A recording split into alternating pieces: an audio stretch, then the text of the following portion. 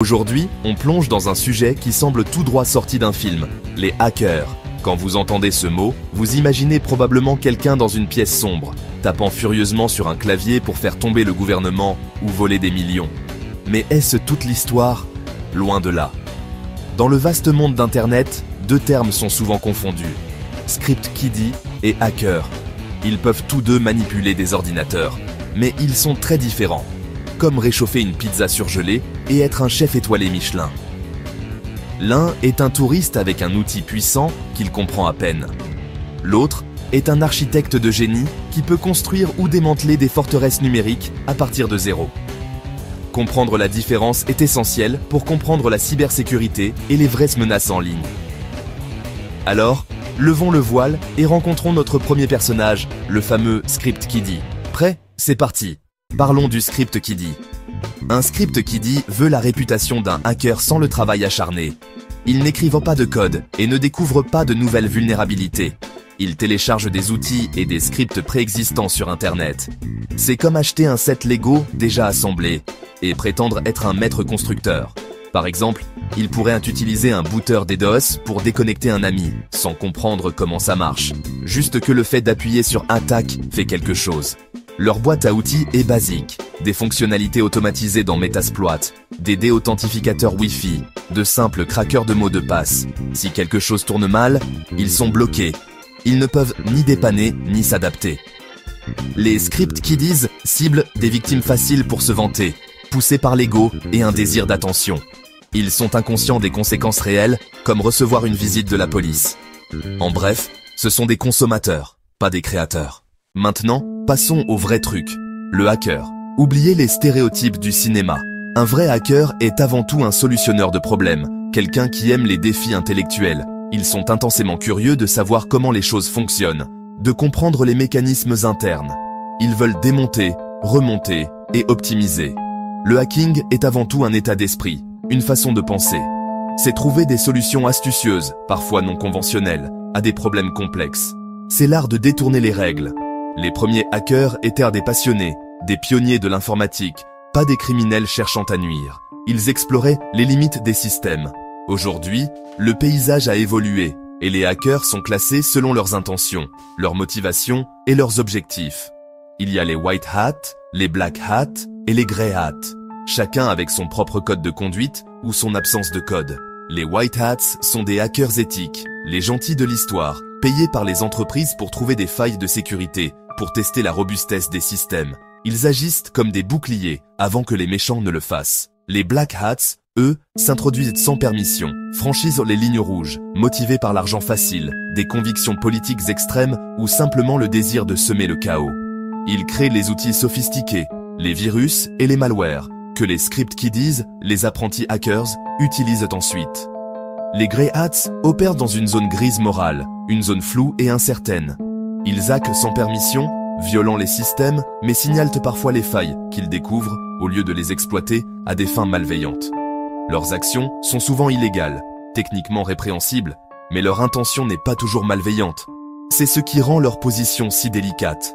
Les hackers peuvent donc être des gardes de sécurité numérique, protégeant nos informations, des criminels qui profitent des faiblesses, ou des justiciers qui cherchent à rétablir un certain ordre. Ce qui les unit tous, au-delà de leurs motivations divergentes, c'est une compétence technique approfondie, une maîtrise des outils informatiques, et surtout, une volonté constante de repousser les limites du possible, d'explorer l'inconnu, de contourner les obstacles. Ils façonnent le monde numérique dans lequel nous vivons, pour le meilleur, en renforçant la sécurité, ou pour le pire, en exploitant ses failles. L'écart de compétences entre un Script Kiddie et un hacker. Imaginez comparer un karting à une Formule 1, est absolument énorme. C'est un gouffre qui sépare l'amateur du professionnel, celui qui utilise des outils préfabriqués de celui qui les conçoit. Les Script Kiddies se reposent entièrement sur le travail des autres. Ils sont tributaires de ce que la communauté met à disposition. Ils peuvent télécharger et exécuter des programmes, souvent sans même comprendre comment ils fonctionnent réellement, mais ne peuvent absolument pas les créer ou les adapter à des situations nouvelles et imprévues. Leur compréhension est limitée à l'utilisation, pas à la conception. Si leur outil est bloqué, si une mise à jour de sécurité vient contrecarrer leur plan, c'est fini pour eux. Ils sont complètement désarmés. Les hackers, en revanche, connaissent la programmation en profondeur. Ils la maîtrisent, les réseaux, leur architecture et leurs protocoles, et les systèmes d'exploitation sur le bout des doigts. Ils comprennent comment tout s'articule. Ils peuvent écrire du code propre et efficace, faire de la rétro-ingénierie logicielle pour comprendre le fonctionnement interne des programmes et comprendre la cryptographie, les algorithmes de chiffrement et les protocoles de sécurité. Les hackers construisent des outils personnalisés, adaptés à leurs besoins spécifiques et trouvent des moyens créatifs de contourner les obstacles en exploitant des failles ou en imaginant des solutions innovantes. Voyez ça comme ça, les script kiddies utilisent une clé qu'on leur a donnée, une solution toute faite. Les hackers peuvent crocheter n'importe quelle serrure. Ils ont les compétences et les connaissances pour le faire. Ou trouver un autre moyen d'entrée, une porte dérobée, une faille dans le système. Les hackers découvrent des vulnérabilités zero day. Ils sont à la pointe de la recherche en sécurité. Des failles inconnues sans correctif encore. Des angles morts dans la sécurité des systèmes. Les script kiddies ne peuvent les utiliser, ces vulnérabilités, qu'après que quelqu'un d'autre les ait packagées dans un outil simple d'utilisation. La différence fondamentale, c'est la connaissance approfondie, la créativité sans limite et la compréhension globale des enjeux de la sécurité. Les motivations derrière les script kiddies et les hackers sont aussi différentes que leurs compétences. Les script kiddies recherchent des coups de pouce à l'ego et une gratification instantanée, chaos, vantardise ou vengeance. Leur plaisir est dans le résultat, pas dans le processus. Les hackers, surtout les white hats, sont motivés par la curiosité et le défi de résoudre des énigmes. Beaucoup font carrière dans la protection des systèmes, motivés par la construction de défenses plus solides. Les black hats sont souvent après l'argent, voler des données, déployer des ransomware ou organiser des escroqueries. Certains sont motivés par l'idéologie, comme les activistes qui protestent contre la censure ou la corruption. D'autres le font pour l'adrénaline de s'introduire dans des systèmes sécurisés. Les grey hats brouillent les pistes, exposant des failles pour le bien public ou pour une récompense. La motivation est un mélange de curiosité, d'ego, d'idéologie et d'excitation. Ce n'est jamais une seule chose. Regardons des exemples concrets. Les script kiddies.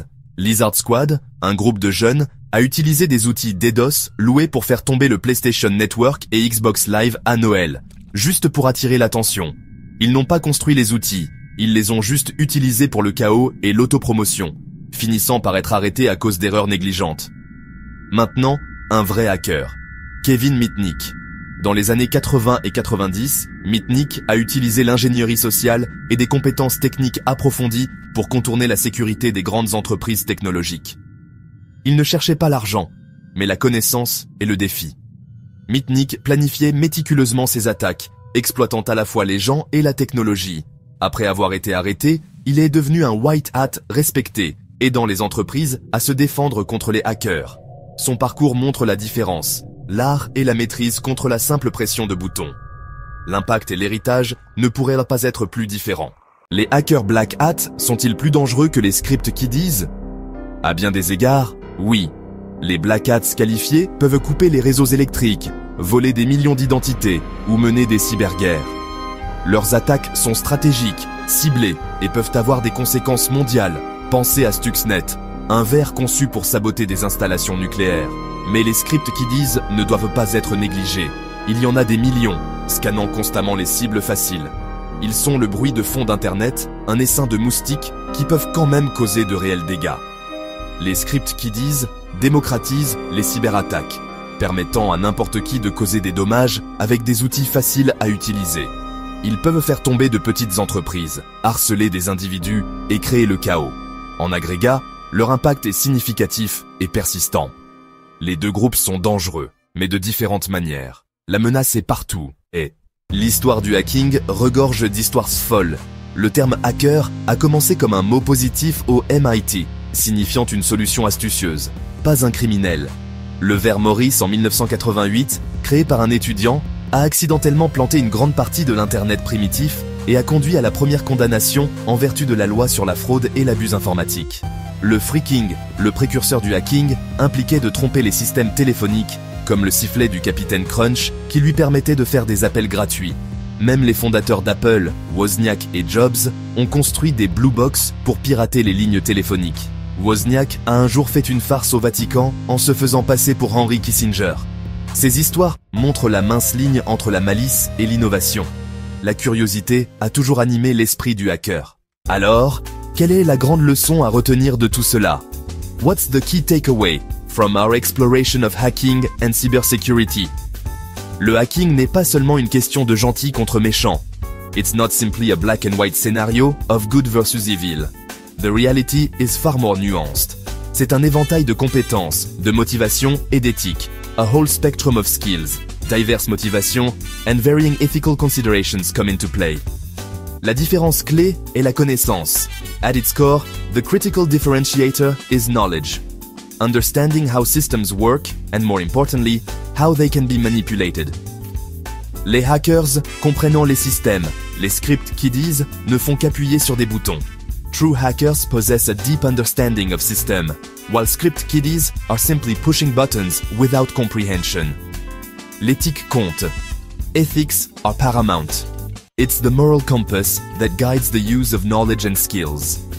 Les mêmes compétences peuvent construire une carrière ou vous envoyer en prison. The very same skills can build a rewarding career, contributing to innovation and security, or land you in prison, facing severe consequences. Le hacking éthique canalise la curiosité vers quelque chose de positif. Ethical hacking channels curiosity and technical prowess towards positive outcomes, strengthening digital defenses. Pour tout le monde, la sensibilisation est cruciale. For everyone, regardless of technical expertise, awareness is absolutely crucial. Utilisez des mots de passe forts. Employ strong, unique passwords for every account. Activez l'authentification à 2 facteurs. Enable two-factor authentication wherever possible, adding an extra layer of security. Et ne cliquez pas sur des liens suspects. And exercise extreme caution. Never, ever click on suspicious links. Ces habitudes sont votre bouclier contre la plupart des attaques. These simple habits form your primary shield against the vast majority of common attacks. La connaissance est un pouvoir pour les attaquants comme pour les défenseurs. Knowledge is power, as they say, and it holds true for both attackers and defenders in the digital realm. En promouvant l'éducation et les bonnes habitudes de sécurité, nous contribuons tous à rendre Internet plus sûr. By promoting education and fostering good security habits, we all contribute to creating a safer Internet for everyone. Et rappelez-vous, and always remember this crucial piece of advice. Si un lien promet un iPad gratuit, ne cliquez pas. If a link promises a free iPad or any other unbelievable offer, do not, under any circumstances, click on it. Ce n'est jamais un iPad gratuit. It's never, ever a free iPad. It's a trap.